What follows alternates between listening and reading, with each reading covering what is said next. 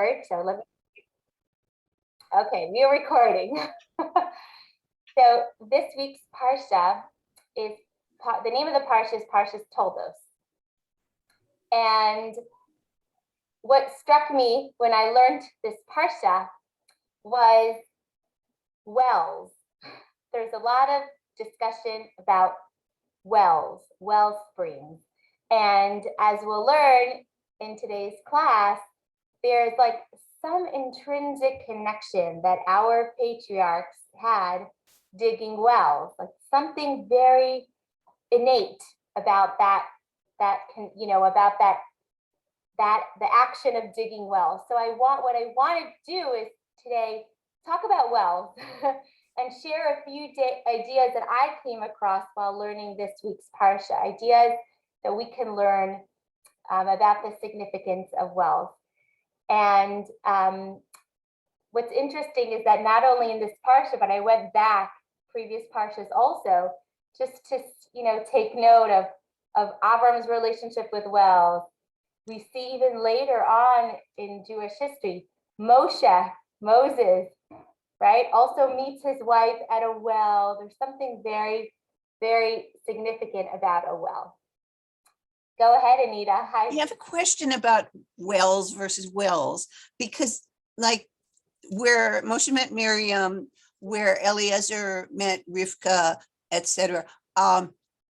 Those are like huge wells that you have to like walk down the stairs and schlep up the water and walk up, and they're huge affairs. But the wells that Abraham and Yitzchak were digging, were those like those huge wells, or were they just like the regular wells that we would see on somebody's rural property? So that's a very good question, and I don't know the answer to it. I would imagine I guess what we're going to be discovering today is the difference between water that's just on the surface, right? Like ocean water, rivers, brooks, water that comes easily available. And then there's water that we have to dig for. So I guess no matter the size, because that's a great question. I don't know what size wells exactly our patriarchs were digging, but there's this activity of like digging deep for the well springs, for water that's hidden beneath the surface. There's mystery in that. There's lessons in that action, So just a little bit of insight into our patriarchs and their connection with wells. Going back a few parshas, the Torah tells us about Abraham, the first of our patriarchs, and his involvement of well digging. And what's interesting is that the Torah tells us about this encounter that Abraham has with the king of the Philistines, with the king of the Philistines. His name is Abimelech. And Abram actually rebukes Abimelech for allowing his servants to seize one of Abram's wells. And it was like they had a contention over this. And you can look in the Torah and you read about their conversation back and forth, like, you can't let your servants, touch my wells, kind of thing. And Avram went so far as to perform this like elaborate ceremony with Abimelech, where he asked Abimelech to swear that the wells that Avram dug would remain in Avram's possession, and that they wouldn't be confiscated, they wouldn't be, stolen. And what's interesting is that the ceremony that takes place in the Torah and the oath that was taken by the two parties at this location, like this very elaborate oath, took place in the city of Beersheba. Today, the city of Beersheba, actually, the origin of the name Beersheba is where this ceremony was performed. Beersheba means the oath of the well, which is very interesting.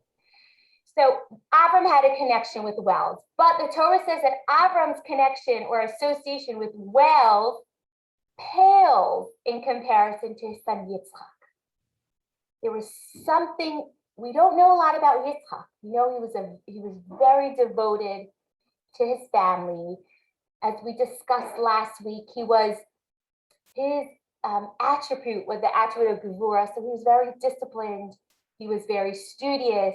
He lived his whole life in the land of Israel. And we know that he was a well digger. That's what, he was a farm. He took care of the land and he dug wells.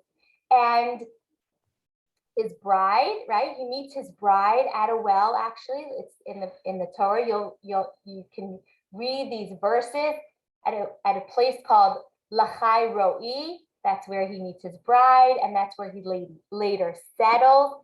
And then, even after he gets married, Yitzchak's entire life, he's engaged in a relentless digging to uncover underground springs. It's as if like this became his tafkid, his mission, very intrinsic to his life's mission.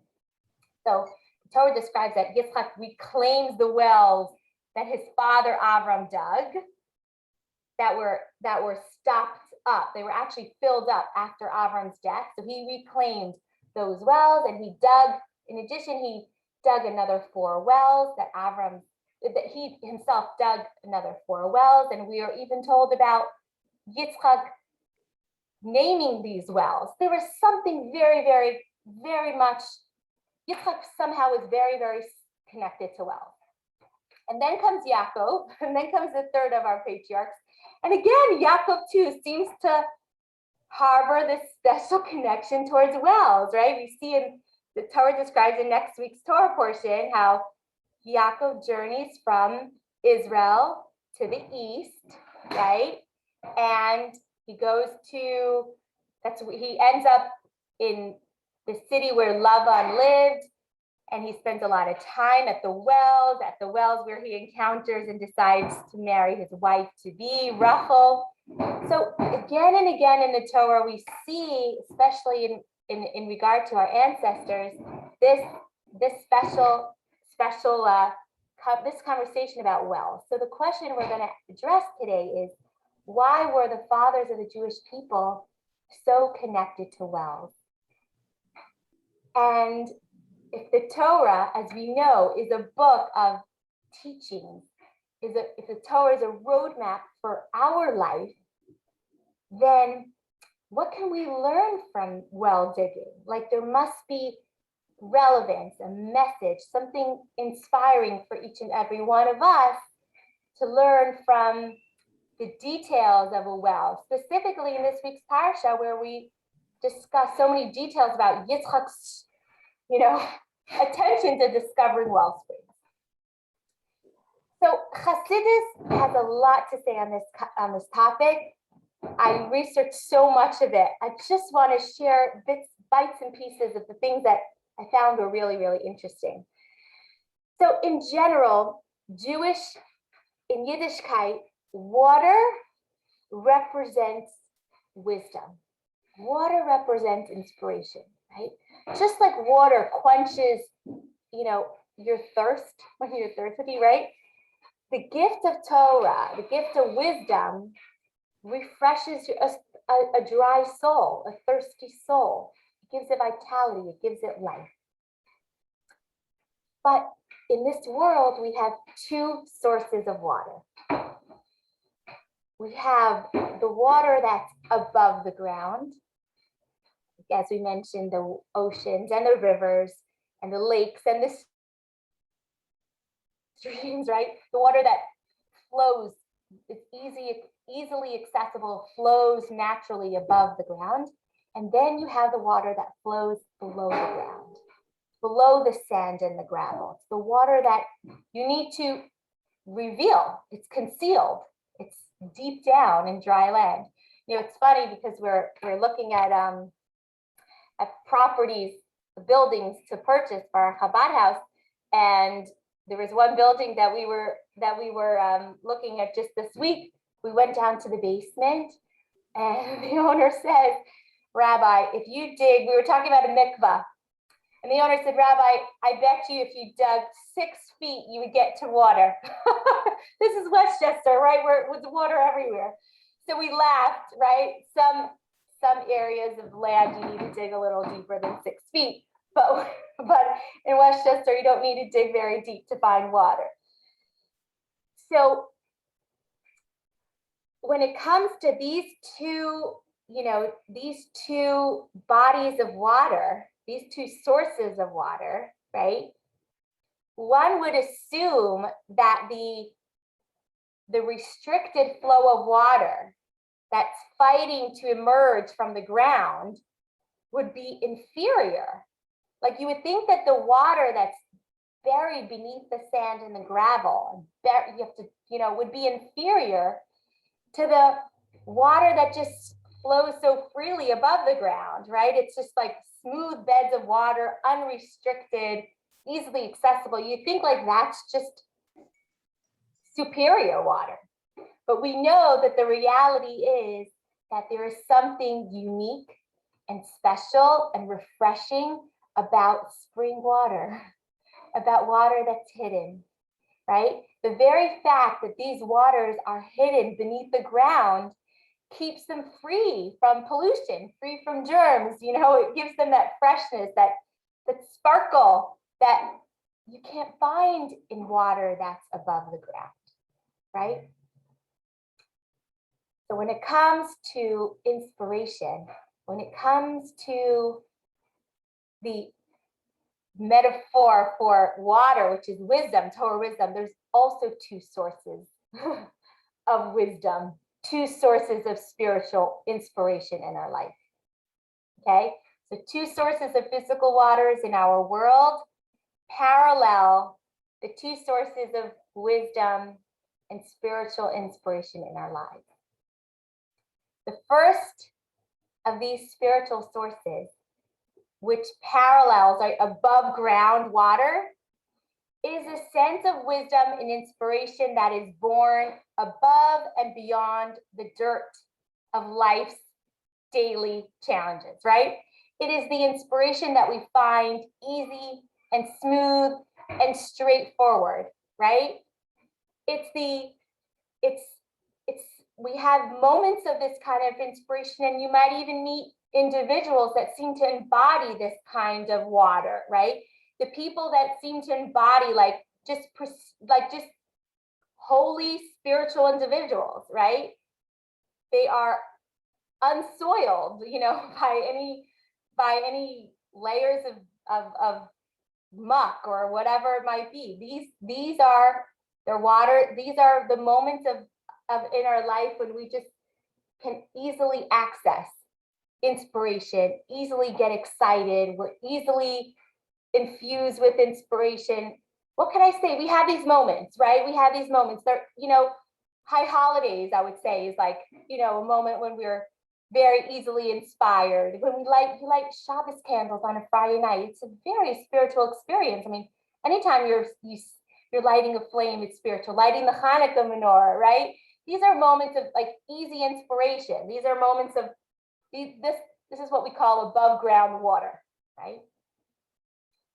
But then, and I think we could relate to this very deeply, there is the inspiration, there is the wisdom that emerges, that comes out from life's dirt, from our struggles,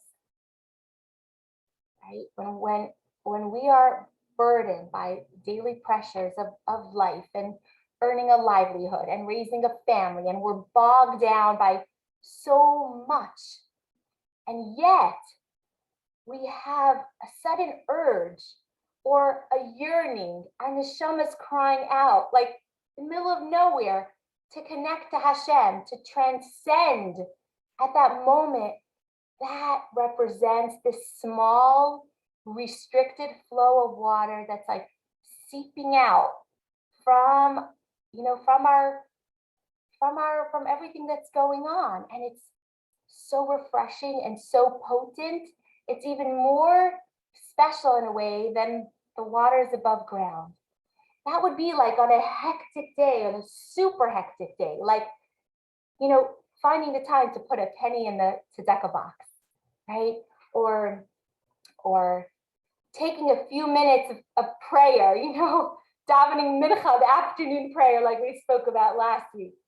Whatever it is, going into a corner of the room and just like communicating with Hashem. Please give me strength to get through this day, to get through dinner time and bath and bedtime. Those are the moments of inspiration that come. They're so special. They come in bursts. But those are the spiritual sources of inspiration that parallel those underground well springs of water.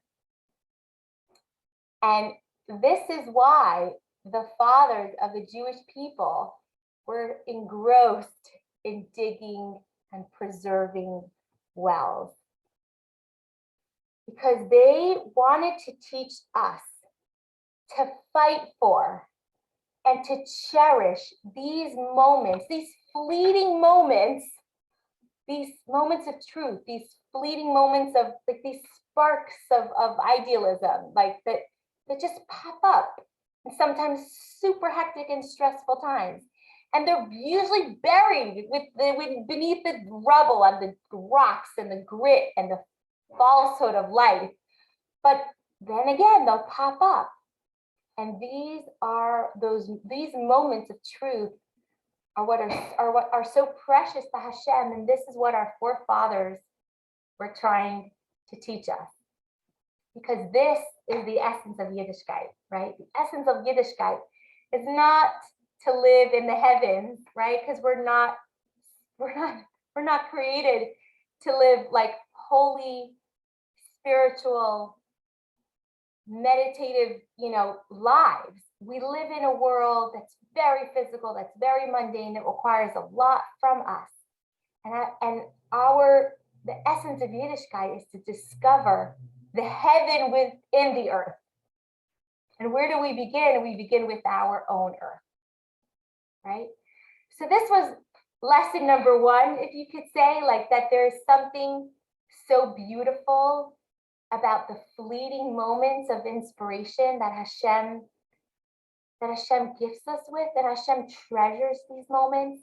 This is like what we call fresh water that emerges from a wellspring. It's just a beautiful moment that comes sometimes at the most hectic times. But I want to reflect on this a little deeper and share something else that I took from well digging, right?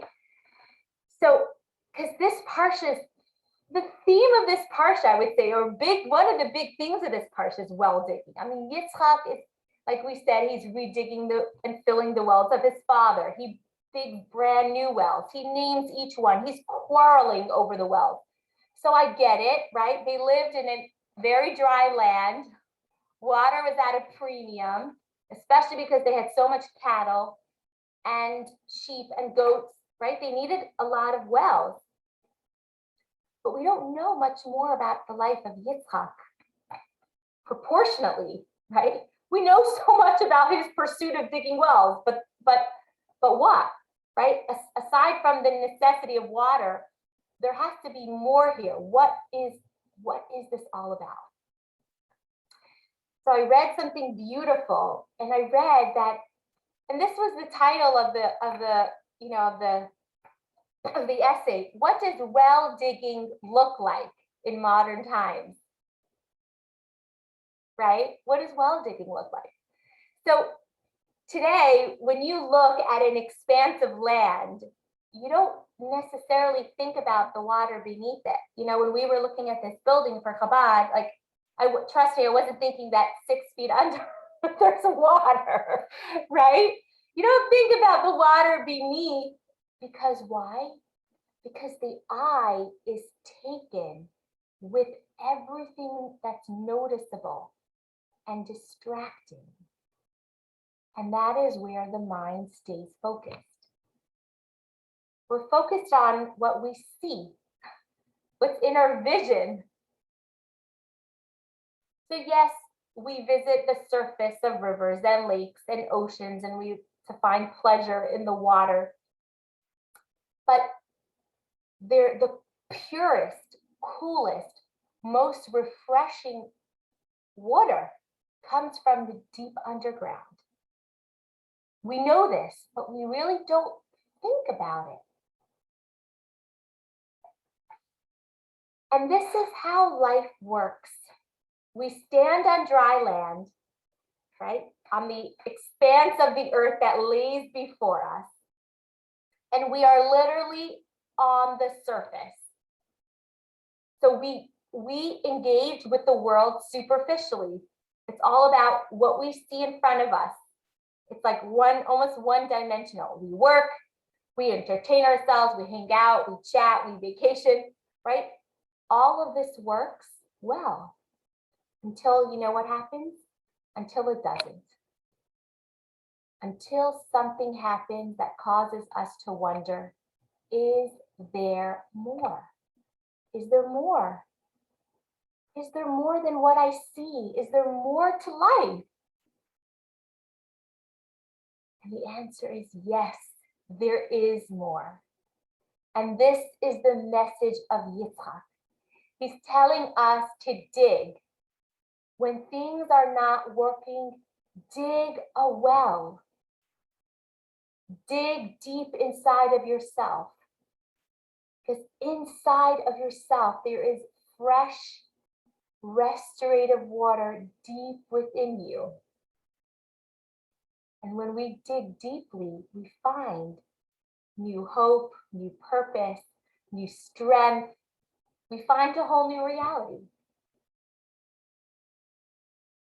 So well digging tells us that the surface is not our only reality, that there's more than meets the eye. There's more of you. There's more of your fellow. There is water below, and that water is pure and fresh and essential.